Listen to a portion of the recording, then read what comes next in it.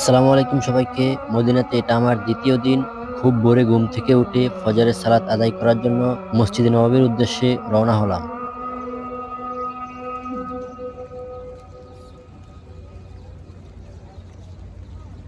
حي على الصلاة.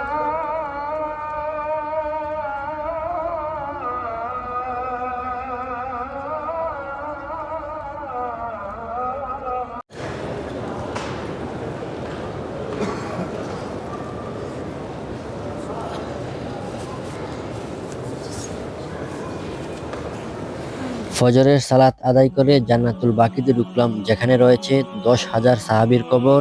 এছাড়াও 3 জন খলিফার কবর রয়েছে এখানে।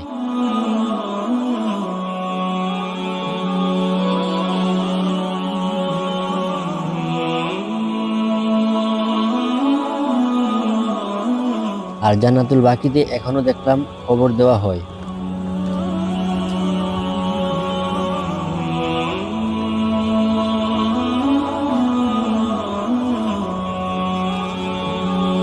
তারপর বের হয়ে গেলাম মদিনার গুরুত্বপূর্ণ স্থানগুলো ঘোরার জন্য। প্রথমেই গেলাম উহুদ পাহাড়ে, যা মুসলিম ইতিহাসের এক গুরুত্বপূর্ণ স্থান। যে পাহাড় সম্পর্কে রাসূল সাল্লাল্লাহু আলাইহি সাল্লাম বলেন, এই উহুদ আমাকে ভালোবাসে আর উহুদকেও আমি ভালোবাসি।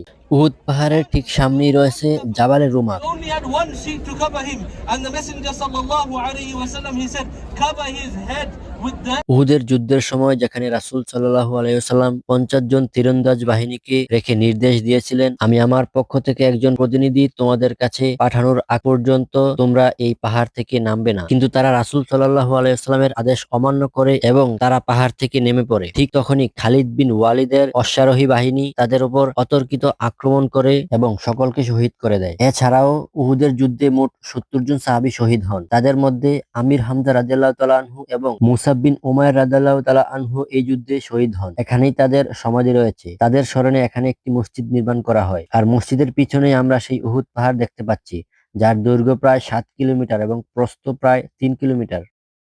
উহুদ পাহাড় দেখার পর আমরা রওনা হলাম জিন পাহাড়ের দিকে।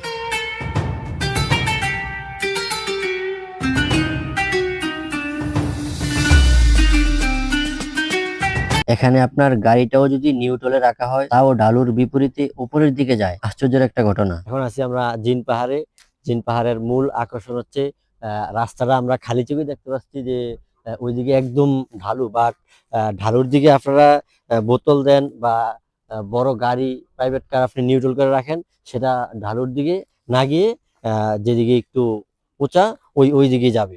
কারণ আপনারা দেখেন এই বোতলটা কিভাবে, আমি ওইদিকে একদম ঢালু, বাট তারপর আমি বোতলটা দিব, এটা ওইদিকে যাবে।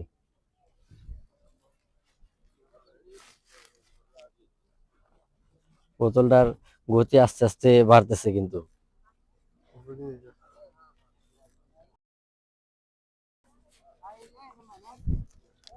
এটাই এখানকার মূল আকর্ষণ। এবং কি গাড়িগুলো যদি আপনি নিউট্রাল রাখেন, গাড়িগুলোর গতি একদম উপরের দিকে 30 থেকে 40 কিলোমিটার পর্যন্ত উঠে যায় একদম।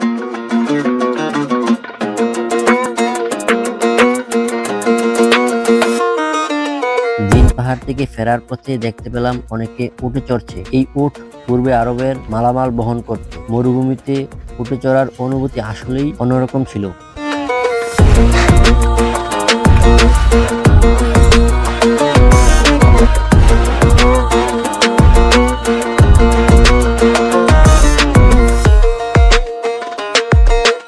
এখান থেকে আমরা চলে গেলাম মসজিদুল কিবলাতাইনে, যেখানে নামাজরত অবস্থায় আল্লাহর আদেশে মসজিদে আকসা থেকে কিবলা পরিবর্তিত হয়ে মসজিদে হারামের দিকে করা হয় এবং এখনো ভিতরে একটি চিহ্ন দেওয়া আছে যেই দিকে ফিরে পূর্বে সালাত আদায় করা হতো।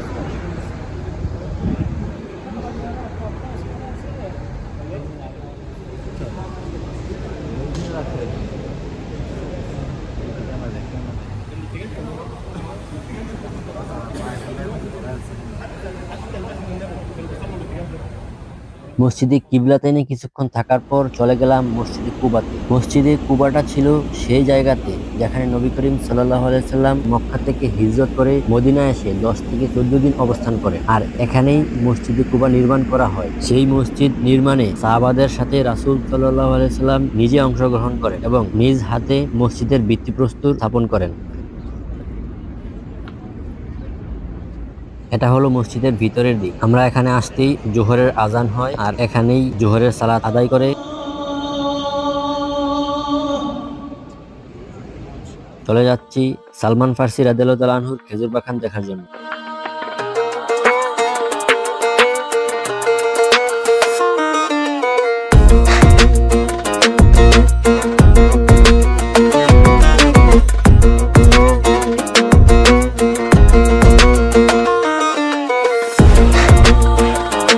খেজুর বাগানের ঠিক পাশেই রয়েছে ওনার একটি কূপ, যেখান থেকে বাগানে পানি দেওয়া হতো।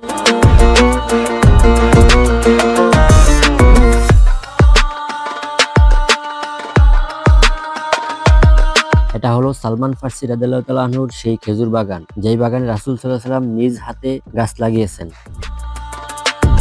বাগানের ঠিক পাশেই এটা হলো ইমাম জয়নাল আবেদিনের বাড়ি, হুসাইন রাদিয়াল্লাহু তাআলা আনহুর ছেলে। নিচের কালো পাথরগুলো তখনকার সময়ের, আর উপরের গুলো অটোমানদের শাসনামলে তুর্কিরা নির্মাণ করে।